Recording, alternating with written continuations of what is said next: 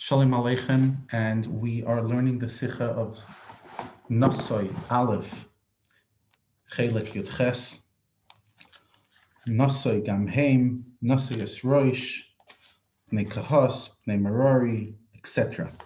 Now, this is a combination of two different Sikhas that the Rebbe spoke, both on Parshas Naso, Tavshin Chav Hei, 1965, Tavshin Lamed Daled, 1974.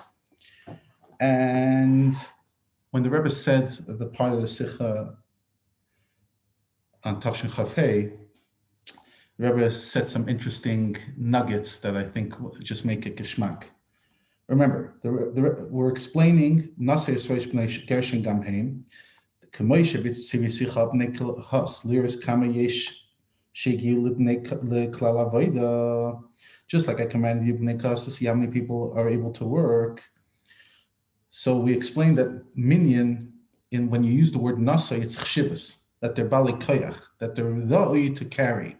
And that's Be'ikr by Bnei Kas, that their avodah is avodas masa. Second to that is Bnei Gershon, Gam Heim, La Avodah L'Masa. And Merari, it says Zeis Mishmeres, but they didn't have to carry. So when the Rebbe spoke about the fact that they're Bali Koyach, the Rebbe said like this. In regards to the fact that they needed to be Bnei Koyach, Shelo Yikrav Zar, that a Zar should not get too close. Because why would the Zar get too close? Because they have a chukka, they have a desire. Just like the Bnei Aaron.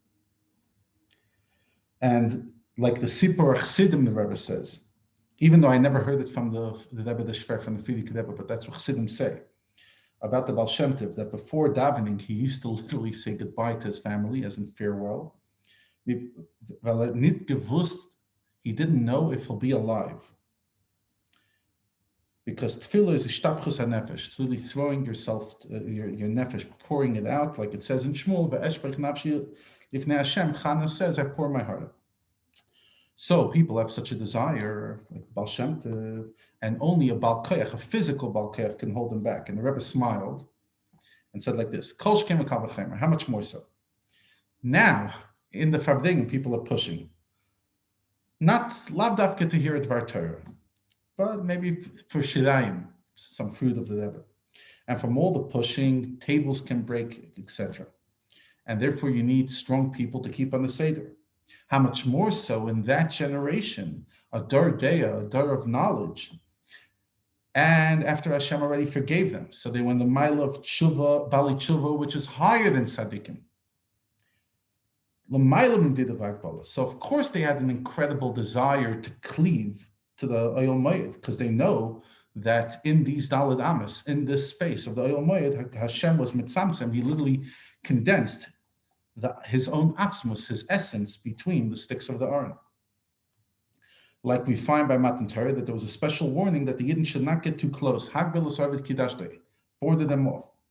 So it's understood that in order that a few thousand Leviim hold back the whole Am Yisrael, they literally had to be strong, not only b'duchnius, but b'gashmius. Pasha to keep a Seder, which is quite a fascinating idea. And the Sikha continues that even though Bnei Gershon and Bnei Merari both used agolos and only Bnei Kahos used their shoulders, nevertheless, Bnei Gershon had to carry it until the agolos, which stood outside the Amudei Chatzer, because they couldn't bring the agolos, which were quite wide, in between the Chatzer. Says the Rebbe, maybe they had smaller wagons. How do you know there was big wagons? And at the time, the Rebbe said, because all the agolos were given by Nesiya Yisrael, and they didn't know who's going to get what agolos, how it's going to be split. So it makes sense to say that all the agolos were similar size, 5 ames wide, so that each agolos should be able to carry the question. The Rebbe said about this kasha, this is a balabatisha kasha, and Pashut logic. And he smiled and said, whoever has another balabatisha kasha can chaparain until mincha and ask this question. Now, moving on to the Yena Shal Torah of the Sikha in page 52, Nasei Aleph, Oisyad Beis. Al Pi Abir, now what we explained, the difference between Kahos and Gershon and Merari. So now we have an extra explanation what the Alter Rebbe said in this set. What did the Alter Rebbe explain? That the difference between Bnei Kahos, Gershon, and Merari is how much of a bleak vul. And the Rebbe then goes on to talk about 3 levels of bleak vul.